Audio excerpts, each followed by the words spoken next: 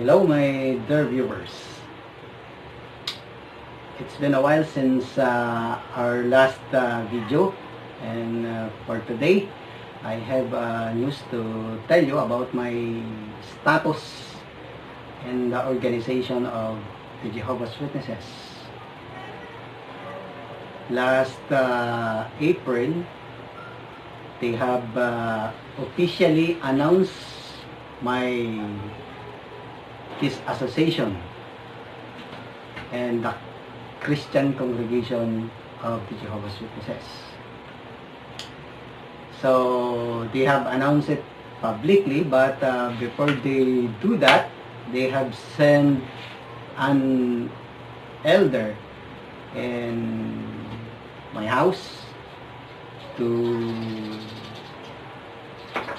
make me sign a document stating my disassociation from the organization or the congregation of the Jehovah's Witnesses. Well, I did not sign that documents because it is unnecessary. And when I asked the elders if they have known already, or why is it that only now, in the middle of the lockdown, quarantine lockdown, that they are taking the actions to disassociate me from the congregation. I asked him if this is the first time they know about my opinions and my stand against the false doctrines of the organization and against its policies that ruin lives. Well, the elder was sent to let me sign the document, to make me sign the document, told me that they know it already for maybe months already, but they are not taking actions. Well, in the congregation, they know me that I have a very different, for so many years, they know me that I have a very different ideas regarding the teachings, the policies of the governing body there in the world headquarters of the Jehovah's Witnesses. But they're not taking any judicial action against me or any step to disassociate me. So I am surprised that now they are in the middle of the lockdown. They rush to disassociate me from the congregation. And when I asked him if they have watched my videos, he denied watching the videos, but according to him, it is only from the preface or the profile of my videos that they have judged me that I'm already made the decision to leave the organization. So I encourage the elder to watch all my videos so that he can fully understand why I have taken the decision to leave or to talk about the wrong doctrines, the false doctrines of the watchtowers that profoundly affects the lives of its members worldwide. Because that elder, when I was serving as an elder, zealous elder in the congregation, in our congregation, she is still a young boy, a small boy, with his family, who grew up in this congregation, watching me, giving my talks, my parts in the meetings, and he grew up seeing me taking the lead in the field service activity. So his family, his mother and father and his siblings are friends of my family friends. So I encourage him to watch all my videos and watch it from the beginning to till the end of each video, so that she can understand why I have taken the position of speaking against the false doctrines and policies of the Watchtower Society. But he did not make a reply, an answer to me regarding that suggestion of me to him. So even if I did not sign this association letter that they are forcing me to sign, I noticed that during our conversation, he is holding his cellular phone, and I know it that he is recording our conversation. So that's it. And after that visit, I have learned from some friends and relatives in the congregation that they have already announced me as no longer a member of the congregation. So that is the process that they have taken, the elders have taken to kick me out from the congregation. Hurriedly.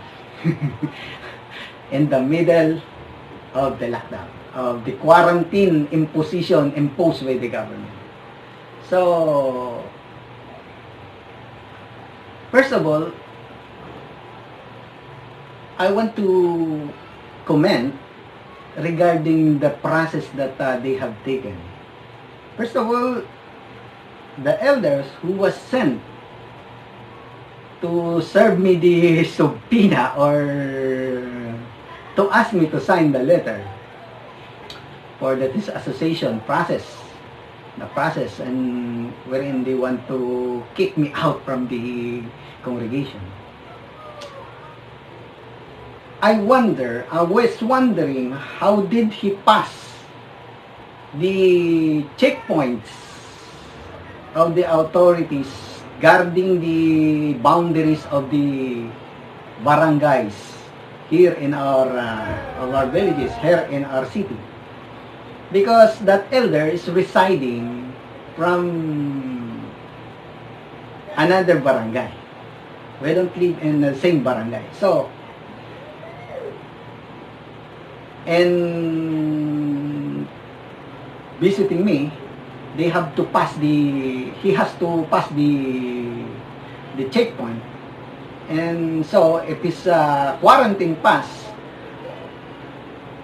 is from another barangay, technically he is not allowed to enter our barangay unless he has the reasons provided in the quarantine imposition. For example, if he is going to deliver relief, food assistance to some household or members in our barangay, he will be allowed to do that, to enter our barangay. Or if he is going to deliver medicines, or if he is a member of the frontliners, he will be allowed to enter if he will justify his entry. But then, that is not his primary purpose in entering our barangay. So, our body of elders has deliberately violated the law or the imposition of the government for the quarantine, enhanced community quarantine here in our area. They violated it just for the purpose of serving me the notice of this associating or kicking me out from the congregation. I don't know what is the reason why they cannot wait for the lockdown to be lifted up before they serve me that that notice of kicking me out from the congregation. So, when the elder arrived in our house, I did not let him to enter my house for fear of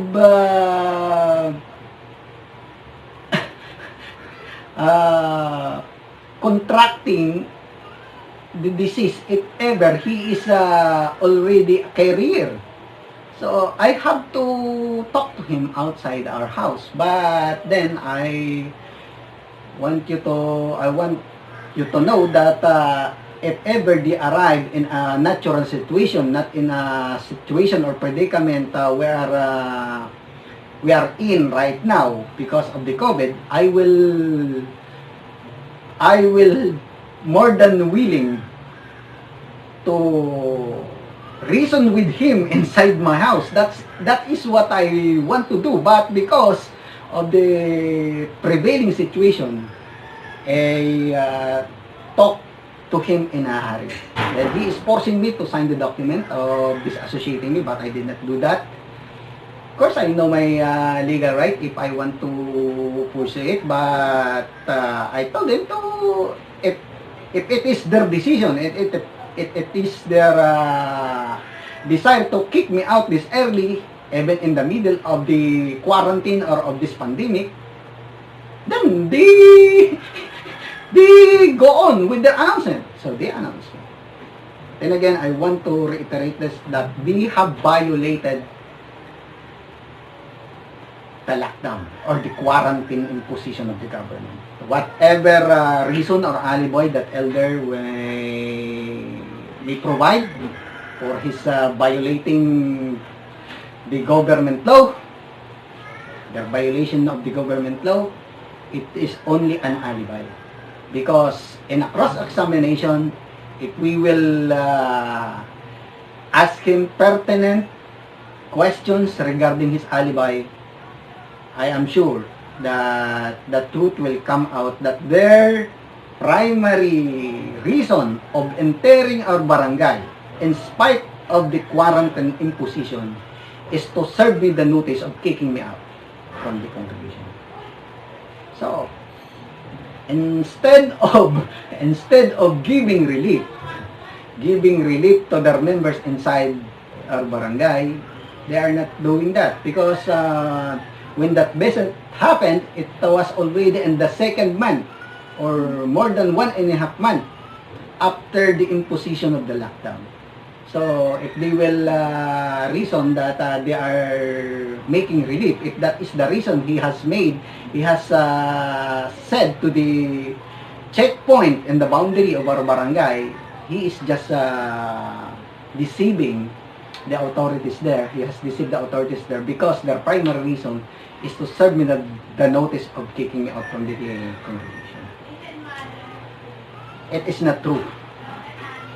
It is too late for them it was already very late for them to take action and of course, if that is his primary reason, how many members of our barangay did he brought a relief? Or how many of them has he given a relief food or cash assistance? Even in our house, we are 4 publishers of the congregation, and if they are considering me not qualified or not qualified for the assistance, how about the other 3 publishers inside our household that is not has no connection with my stands or my viewpoints regarding the false doctrines and policies, bad policies of the society? They did not give any assistance. So if they will give that an alibi as an alibi, is pity. So again, I was becoming redundant here, but again, I want to emphasize it that and their desire to take vengeance against me, it is not a loving provision. Yes, it is not a loving provision. The process of this fellowshipping and this association is not a loving provision, because most of the ones being this fellowship resent the processes, and the result of that kind of punishment to their member. They call it a discipline, but no, it is not. It is a punishment in order for the members to the line and to conform to all the policies and whatever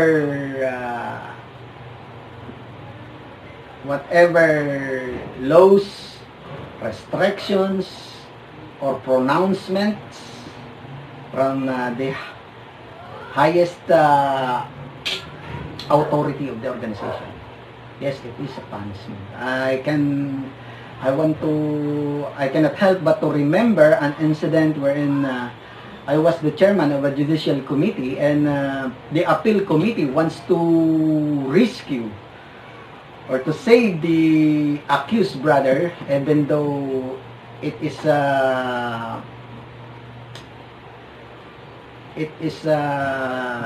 evident, very even though it is evident that he has done a wrongdoing, a gross sin against God's law, and the judicial committee, which is wherein I am the chairman of the judicial committee. I was very young then, at the age of 26. We have decided, the judicial committee has decided to disfellowship him, and we have followed all the orders and the provisions of the Watchtower Society up to the minute detail of how to handle the case. And so when the appeal period of 7 days has passed already, we have told the elders and the congregation, because we are a guest judicial committee in that congregation, we told them to proceed to the announcement of this fellowshipping. But then the Watchtower Society, the circuit overseer, has formed a judicial or an appeal committee, even though the disfellowshipping has already been announced. The Watchtower and the circuit overseer has formed an appeal committee. And even though I know it, that technically they will not be able to reverse the decision, because it was already announced, and it was in full compliance with all the requirements or provisions of the Watchtower Society in the secret manual book of elders in handling that dispute.